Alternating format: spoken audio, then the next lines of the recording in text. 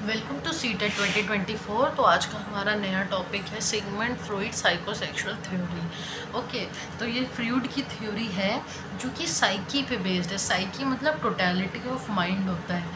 Freud ने ये analogy discuss करी थी माइंड को लेकर के, जो कि एक आइसबर्ग की तरह होता है, बर्फ़ के टुकड़े की तरह होता है, जो कि पानी में तैरता हुआ जितना ऊपर होता है, जो कि 10% होता है बेसिकली, उससे कई ज़्यादा गहरा वो अंदर होता है 90%। माइंड को एक आइसबर्ग से उन्होंने कंपेयर करा था और माइंड के 3 लेवल्स दिए थे उन्होंने। ठीक है, माइंड के लेवल्स आप कह सकते हैं या फिर पर्सनालिटी के 3 लेवल्स कह सकते हैं, 3 टायर सिस्टम बोल सकते हैं। तो माइंड को जैसे आइसबर्ग से कंपेयर करा था, तो उन्होंने एक मेटाफर की तरीके यूज़ करा था। जैसे हमारे पार्ट्स ऑफ फॉर्म्स ऑफ वो होते हैं, मेथड्स इंग्लिश में हम लोग पढ़ते हैं, एलिट्रेशन हो गया, सिमिली हो गया, इस पर्सोनिफिकेशन हो गया, इसी की तरह मेटाफर रहता है।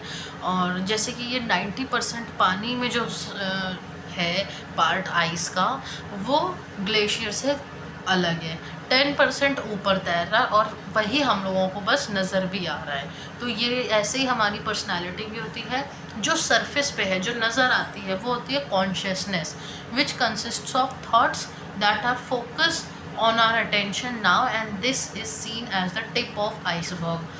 फिर उसके बाद नेक्स्ट पार्ट होता है the preconscious, consist of all which can be retrieved from memory, जो कि हम अपने पिछले दिमाग से याद कर सकते हैं चीज़ को। प्री कॉन्शियस स्टेज होता है। और थर्ड और बहुत ही इंपॉर्टेंट जो होता है वो अनकॉन्शियस स्टेज होता है। ठीक है, here lie the processes that are real cause of most behaviour. The most important part of mind is the part you can not see behaviour और पर्सनैलिटी।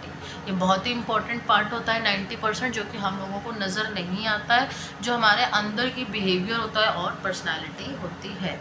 ठीक है, तो 3 टाइप्स होते हैं पर्सनालिटी के, इद, ईगो और सुपर ईगो। इद मतलब totally unconscious, instinct based होता है। ठीक है, जैसा सिचुएशन होती है उस हिसाब से वो काम करता है। प्लेजर प्रिंसिपल पे बेस्ड होता है, प्लेजर सीकिंग पर्सनालिटी पे बेस्ड होता है, इंस्टिंक्टिव होता है, इम्पल्सिव होता है। बर्थ के टाइम पे ये ज़्यादा प्रेजेंट होता है, लिबिडो में देखा गया है। ईगो जो होता है वो पार्शली कॉन्शियस होता है, पार्टली कॉन्शियस होता है। ठीक है, और रियलिटी पे बेस्ड होता है, एक बैलेंस बना के चलता है ईगो। 1.5 साल की उम्र से ये स्टार्ट होता है स्टेज। और जो थर्ड स्टेज है हमारा वो होता है सुपर ईगो का, कॉन्शियसनेस स्टेज होता है, मतलब हमारी मोरालिटी, हमारे एक्शंस सब उससे डिफाइन होते हैं। और जो थर्ड हमारी चीज़, एक और मुझे पॉइंट बताना था, फैलिक। फैलिक मतलब ओडिपस और इलेक्ट्रा बेसिस पे होता है। ठीक है, तो अब हम डिटेल में इन तीनों चीज़ों के बारे में समझेंगे। पहले मैं एक आपको एग्जांपल दे देती हूँ तीनों चीज़ों को एक साथ समझने के लिए। जैसे कि अगर हमारे मन में आता है कि हमको चॉकलेट खानी है, अब किसी को डायबिटीज़ है, वो क्या सोचेगा? पहले उसको मन में आया, ईद में आया, आई वॉन्ट चॉकलेट, कैसे भी करके मिल जाए बस। ठीक है, फिर सुपर ईगो में आया कि नहीं, मैं तो डाइट पे हूँ या मुझे डायबिटीज़ है तो मैं नहीं खा सकता चॉकलेट। बट ईगो जो होता है वो दोनों की बात रखता है, तो वो क्या कहेगा, थोड़ा सा खा लेता हूँ। ठीक है, eat a small bar of chocolate. So let's figure out a way to work together, ये ईगो के अंदर रहता है। और ईद जो होता है वो उसको एनी हाउ राइट हो रॉन्ग हो उसको उससे मतलब नहीं है, वो चाहिए चाहिए। और सुपर ईगो में क्या होता है, good people don't think about those things.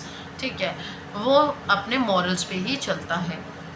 तो ईद में देखा गया है प्राइमरी एस्पेक्ट होता है पर्सनालिटी का, पॉइंट्स नोट करते जाइए।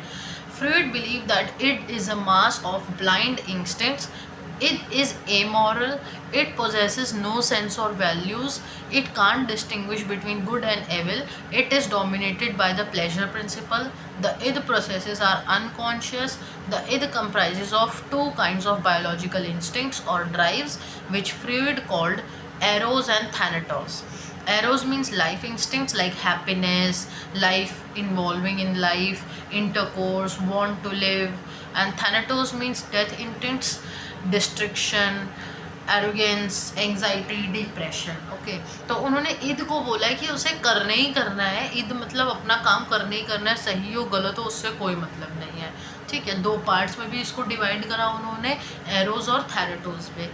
एरोज में लाइवली चीज़ें आती हैं, थैनेटोज में डेड से रिलेटेड। अब लिबिडो वर्ड का मतलब क्या होता है? लिबिडो होता है total striving force. It is that part of it structure that seeks its gratification from purely sexual activity. Sexual gratification is like the other gratifications and should be considered a normal need of an individual. Freud considered it as a total striving of an organism. Freud stressed that libido was always present in the organism even in the infant. ठीक है. अब fixation क्या होता है? Fixation एक word आता है, कभी कभी आता है क्वेश्चंस में. मतलब कि needs not to be fulfilled, needs over fulfilled, दो ही चीज़ों में फिक्सेशन होती है. ड्राइव नहीं रह जाती, नीड नहीं रह जाती है. या तो नीड्स बिल्कुल भी फुलफिल नहीं हो रहे हैं, एसाइडेड है, अलग है, या फिर बहुत ज़्यादा ओवर फिल हो रहे हैं, ओवर फुलफिल्ड हो रहे हैं, ओवर्ड हो रहे हैं. ठीक है. तो दो चीज़ों में फिक्सेशन आ जाती है. मतलब कि आप कह सकते हैं कॉन्शियस अनकॉन्शियसनेस नहीं रहती. ईद बिल्कुल ही ख़त्म हो जाता है. ईद का ऑपोजिट फिक्सेशन. अब लिबिडो के 5 जोन्स बताए गए हैं. ठीक है. जो कि हम OAPLG के शॉर्ट फॉर्म से याद रख सकते हैं. Oral, anal, phallic, latency, genital. Okay. Oral 0 to 1 years में होता है, जो कि ब्रेस्ट फीडिंग, टॉयज़ माउथ में बच्चे डालते हैं. ठीक है. उनको सकिंग, सॉलोइंग, ये सारी एक्टिविटीज़ डेवलप होती है इन स्टेज के through. Anal stage, children's drive much pleasure through anal expulsion और एनल मैनिपुलेशन. ओके. उनको हम टॉयलेट ट्रेनिंग देते हैं, एक्सक्रीशन की ट्रेनिंग देते हैं. ये सारी चीज़ें 1 to 3 ईयर्स में होती हैं. ओरल, एनल 2 स्टेजेस हो गए. थर्ड आता है फैलिक स्टेज. हम देखते हैं child drives gratification bye touching his genitals.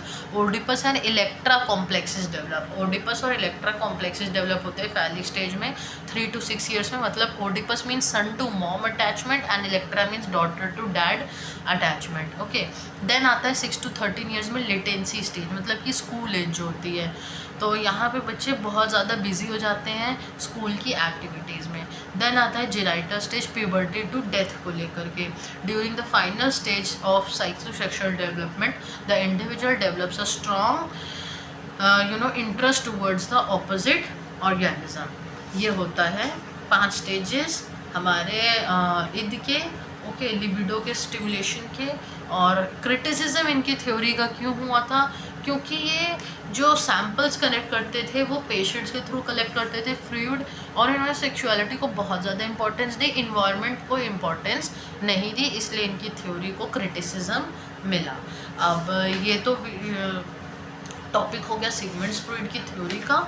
अब नेक्स्ट टॉपिक हमारा रहेगा इमोशंस एंड कॉग्निशन हेडिंग के अंदर. इसमें बहुत सारी चीज़ें हम सीखेंगे, बहुत सारी हेडिंग्स एंड सब हेडिंग्स, काफ़ी सारी वीडियोस रहेंगी. इमोशंस एंड कॉग्निशंस की थ्योरीज भी रहेंगी, इमोशनल डेवलपमेंट भी रहेगा.